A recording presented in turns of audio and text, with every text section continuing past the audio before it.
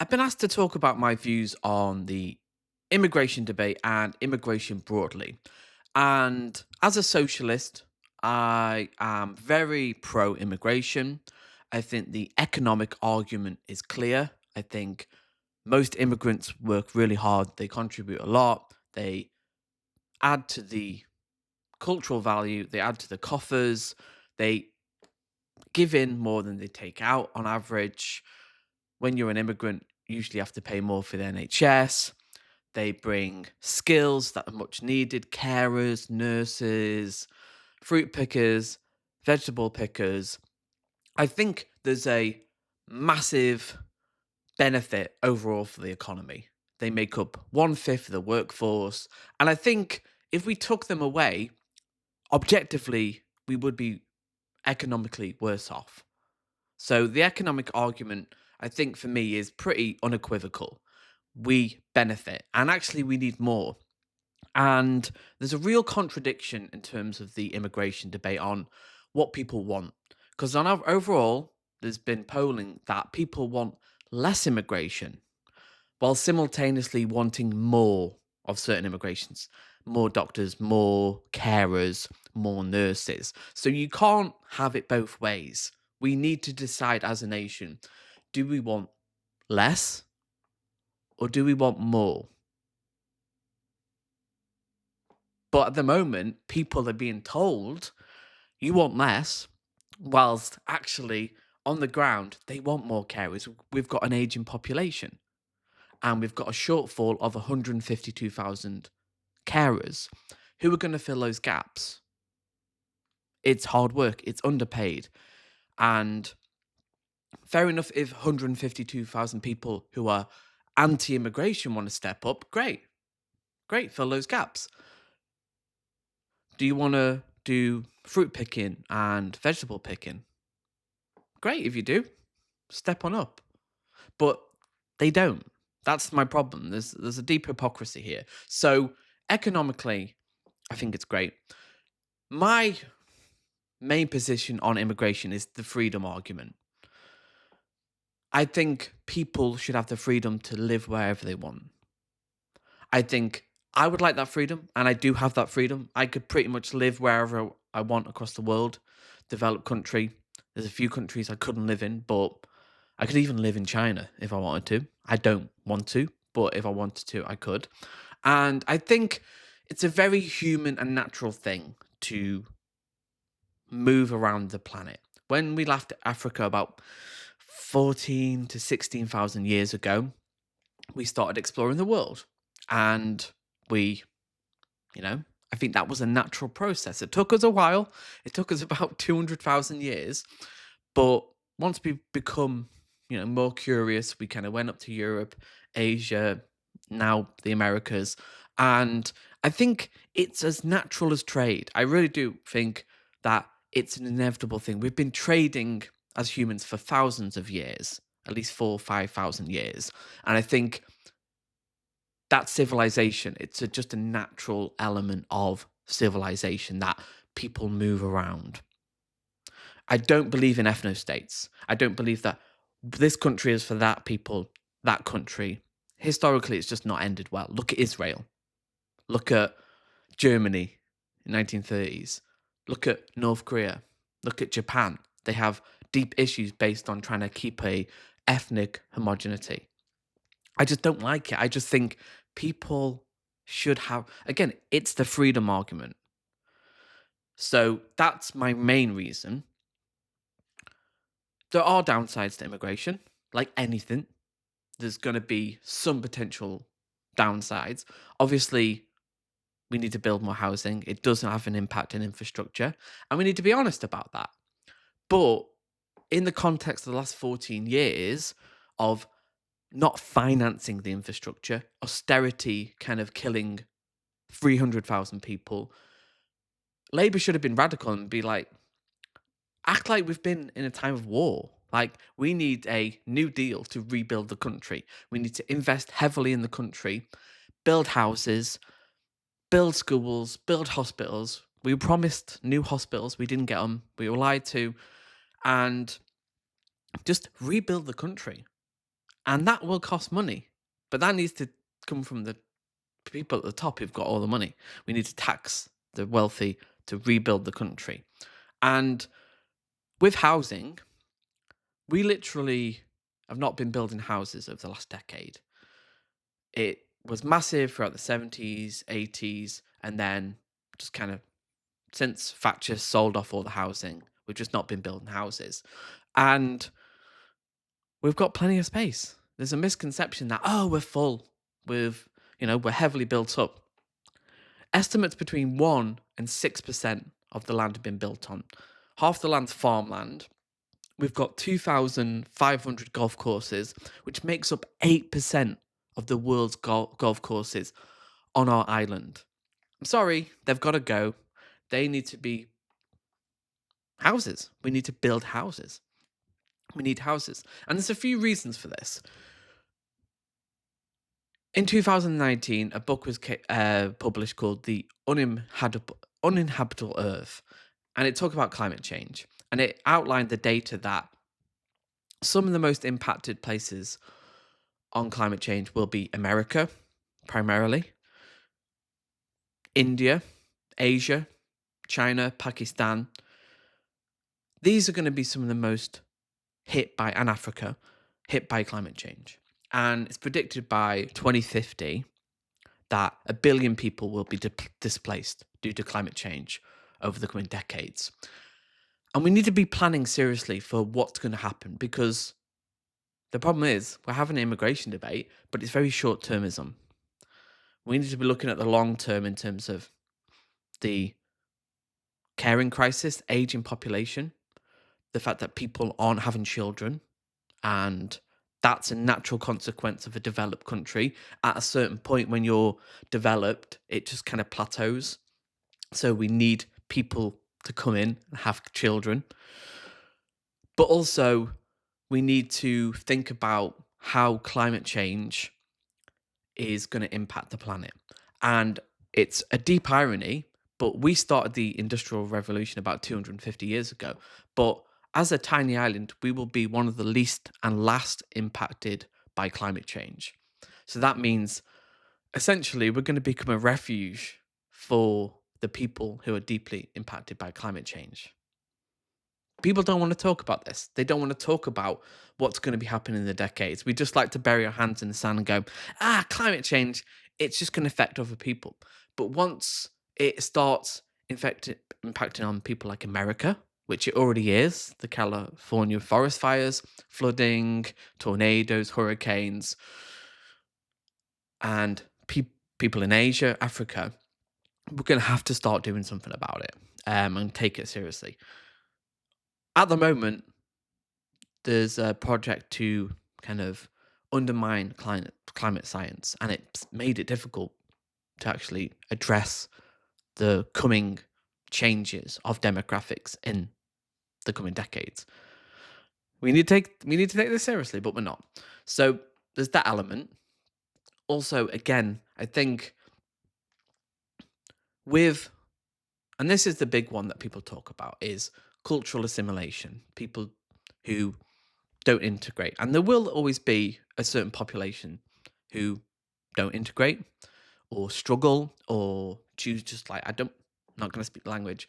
And I think if you come to another country, you should integrate.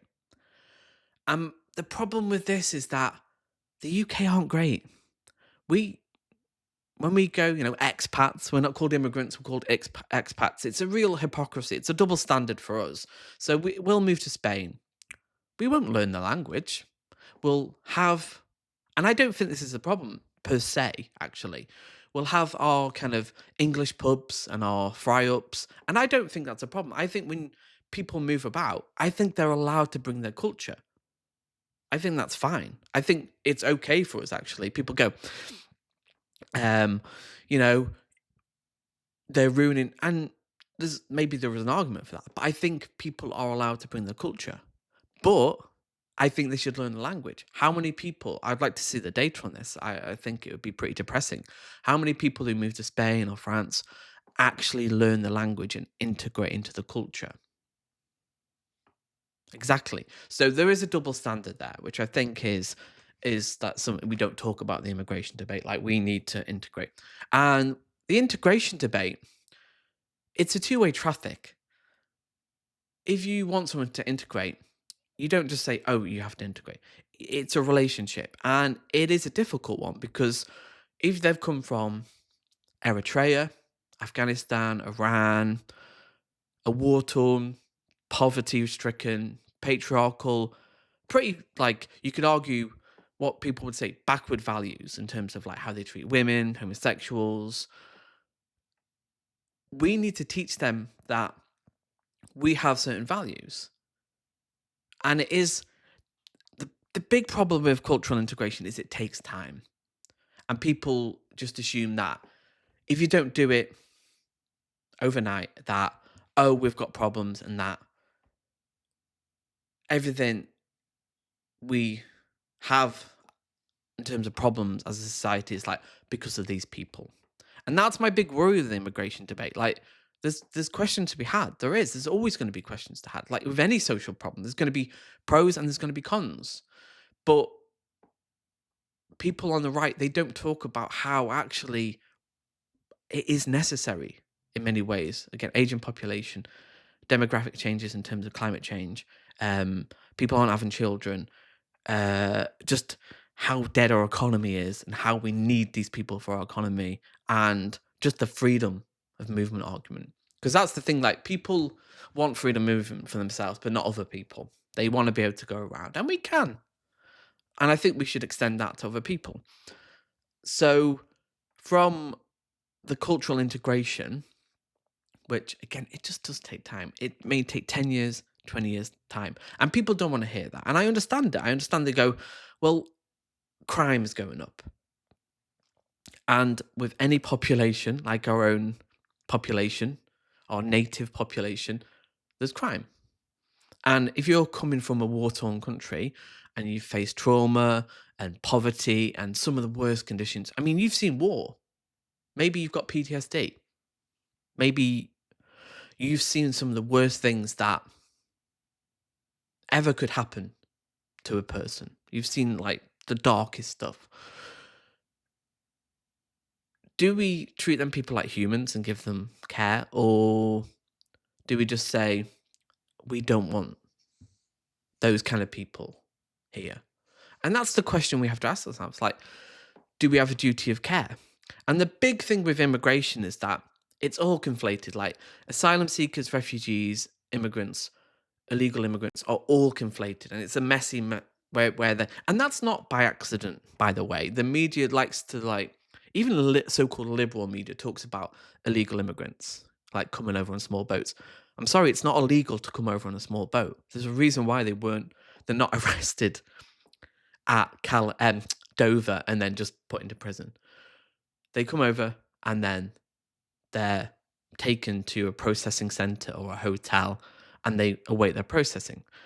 But this problem has been caused by the Tories and somewhat consciously because they've not created safe and legal routes. That's what we need to do. And Labour are continuing the same game. Again, they know what they're doing. They know that this is good for votes. And this brings me to the big problem I have with the immigration debate is that it's so disingenuous. It is a divide and conquer technique that's we've been using for over a century. You blame all the economic problems on a small amount of people coming over on small boats, immigrants, whatever. And it just shows you the attitude they have because when they commit crime, they're like, they want to get rid of them. And it really says that I bet they wish they could do that with poor white people too. That's how they view us. Like, if we commit crime, well, they can't really deport us and get rid of us because of human rights. They want to get rid of, the European Convention of Human Rights. But if they could, they just banish us. So if you commit a crime in the UK as a poor white person, you'd be gone. Because how they treat, and it is true, how you treat the most vulnerable in society, the people who need the most help, the most downtrodden, how you treat them says a lot about your society. And if you treat people Like, people have been treated in detention centers and hotels. Often they live on a couple of quid a week. Is it 7 quid a week? That says a lot about your society. And the fact that there is such a backlog of processing, because again, it's not illegal. You can come over and you'll be processed. It's a pretty rigorous system, and it'll be decided whether you have a legitimate case to stay here or not. And if you're not, there you go. Bye bye. Same with illegal immigration. If you're illegal, there's a process there. I have no problem with that. But the problem is they conflate it all. It's all like jumbled up, and there's this discourse of like, oh, they're living in luxury hotels. They've got it good. They're getting these massive benefits. No, the reality is very different. So it's that divide and conquer that is really the debate. That's it. Like, you very rarely hear a nuanced take where people go, well, these are the pros of immigration. People should have freedom to move about. Freedom is a good thing. They contribute. They bring a lot to our culture. And historically, we are but a nation of immigrants. But it's always like, well, crime. And it's like, well, yeah, crime. Any population has crime. How do you tackle that crime? How do you treat criminals? And how do you actually, because crime is a symptom of deeper inequalities. There's a reason why we have high levels of crime in certain cities or increasing levels of crime. And it's inequality. So there's a correlation. Although crime has declined on average in the last 13 years, there is certain problems with certain crime, like knife crime. And that comes from inequality. It's not rich areas that have knife crime. It's poor areas. And how do we tackle that? Well, we don't. We just go, oh, they're just bad people. They're just like that. That's what we need to do, tackle the reasons crime exists. Because on the right, it's just, they're just bad people. There's nothing we can do. We just lock them up and that's the problem solved. But it doesn't solve the problem because they're more likely to, how many people come out and reoffend? We need to tackle, but again, we don't. A lot of European countries like Denmark, Finland, Norway, a lot better on this because they will actually rehabilitate people and look at crime as step back and look at it in a more kind of sociological way and go, okay, why are these people committing crime? Let's look at the science, the data, and then come to solutions based on that. We don't do that. So, quite a conventional take on immigration. The freedom argument, the economic argument. There are potential cultural problems. And I don't think the left talk about this. It has been ceded by the right. And I think you need to defend immigration as a freedom, a beautiful thing, a natural thing, like trade or I don't know, just like having a conversation or like going on holiday. I just see it as a natural thing. Like it's just something we move about. We're on this little tiny beautiful planet and like freedom of movement is just it's just a natural thing to me. It's an almost like an axiomatic thing, like happiness, well-being. I assume that happiness is like a state that people just want, and it's like we should lead to that, like happiness for most people. And I think by curtailing immigration, I genuinely think it creates more problems than it solves in terms of aging demographics, caring crisis, aging population, our economic issues, our nativism and polarization. And there's a deeply ironic thing about immigration is that the people who don't want immigration are some of the like whitest towns and more like ethnically homogenous. And it's the people that live in cities or more kind of diverse areas that see the fruits and enjoy immigration. And you could argue that, yeah, they don't, there's a lot of towns that are dead towns that don't see the benefits of immigration. But that's why we need to rebuild those cities and towns because Thatcher decimated those towns, got rid of industry.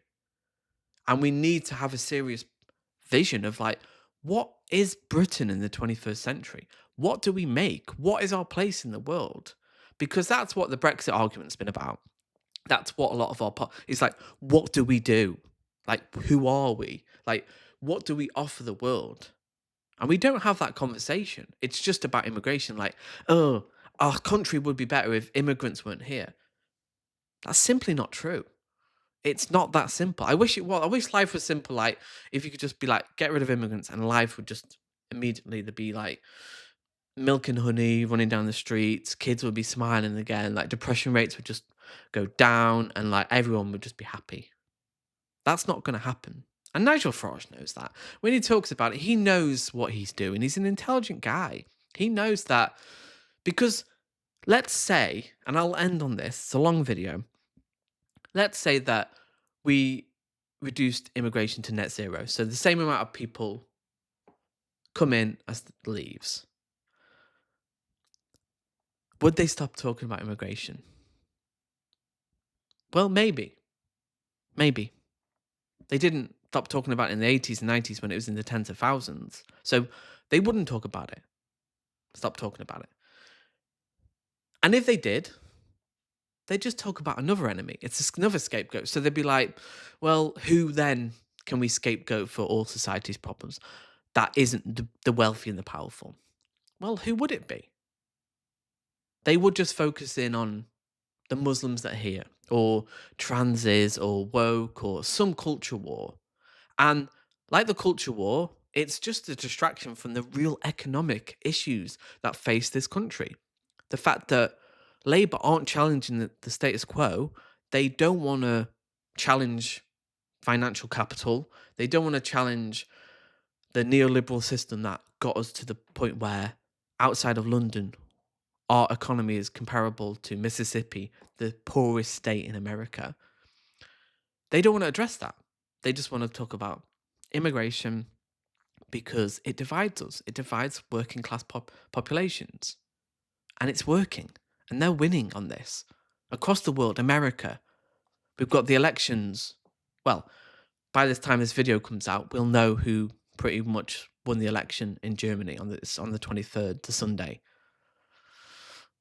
We live in dark times, and we can't let them divide us based on people who were born on this little bit of land and people who weren't, and they just come over. It's just silly. It's so immature. When you think about it, like, just imagine talking to your kids about this, and you go, well, because you were born here, you deserve to live here, and because you were born a few hundred miles that way, a kid would see through that. A child would see through that logic and go, well, why does it matter? And the adult will go like, well, we've got different values. And it's like, okay, so people have different values. Okay, can we come to some shared consensus of how we should treat people, like how we should treat women, homosexuals?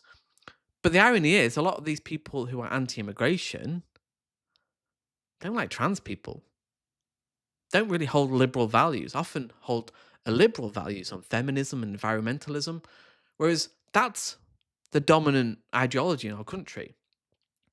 The most favoured ideologies aren't conservatism, aren't socialism, they're environmentalism and feminism. And that says how progressive we are as a country.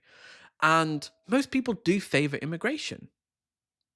They do, they see the benefits. They will see the problems and go, yeah, we need to. But that's more to do with failed policy of the government of austerity, failure to build housing and schools and hospitals, when we were promised that from Brexit. We were promised that. We didn't get it. And the irony of Brexit is that immigration went up after Brexit. But that's what they voted for, essentially. They did, because that was what Brexit led to. They may not like it now and go, oh, that's not what we voted for. It kind of did. Like, the fact it went up was a result of Brexit. We left and then it went up. But they don't want to talk about it. They want to go, oh, it's not been done. No, we left. That's it. Brexit was a question of In or out. We went out. That was it. There wasn't any. There wasn't. The vote wasn't based on a new like. What deal do we have? Like so, in out, and then 5 deals of like single market, this trade agreement. No, it was just in or out, and we left. And we're seeing the economic downside of that. People have changed their mind. People have gone, oh yeah, that was a disaster. And we were lied to. And it would be the same with immigration. It would be exactly the same. It would just like somehow just like magically said, oh yeah, net zero immigration. After 5 years, we would go, oh, the economy's not looking good. Inflation's up. Things are more expensive. And my nan can't get a carer.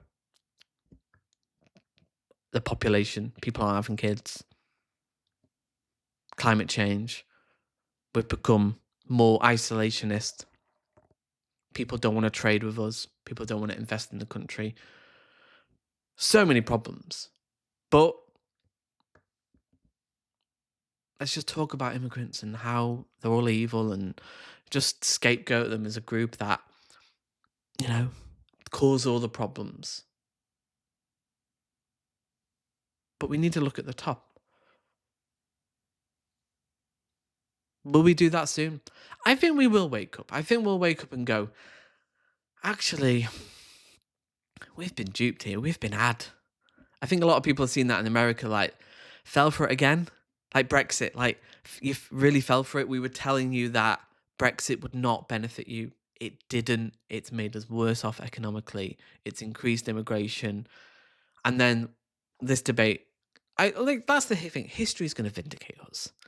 In 10, 20 years' time, when immigration becomes an inevitable need in the country, people will be going, yeah, like Iraq war, like the fact we need to tax billionaires, the fact that we need to focus on class and go, actually, it's the people at the top, not immigrants. Because that's the thing, the irony thing, like we're talking about identity politics and go, well, you're identity politics. Well, the right are obsessed with identity politics, white identity politics, nationalism.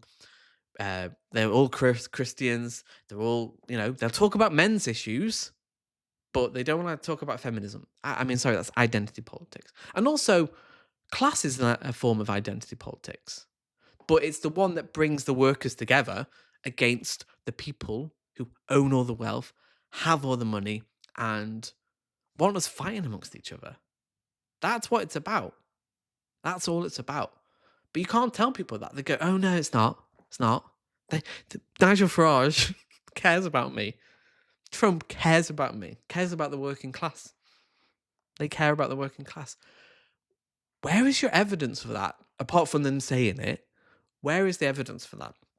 Comment below. Where's the evidence that Trump actually cares about the working class? Nigel Farage actually cares. Like empirical data. Like give me data about Trump's first term, how he raised living standards of the working class. Didn't happen. Give me some data, because I'm a data boy. I like evidence. And unfortunately, we live in a post-truth world where alternative facts, fake news, it doesn't matter anymore. It's just feelings. It's just vibes. Like, I feel like Trump might do something, even though he won't. Like, no evidence suggests he will, but I feel like he will. Same with Farage. Like, he's just going to cut public spending. He's not going to make your average Brit's life better. So, tell me evidence that Trump made people's lives better. And I'll see you next time.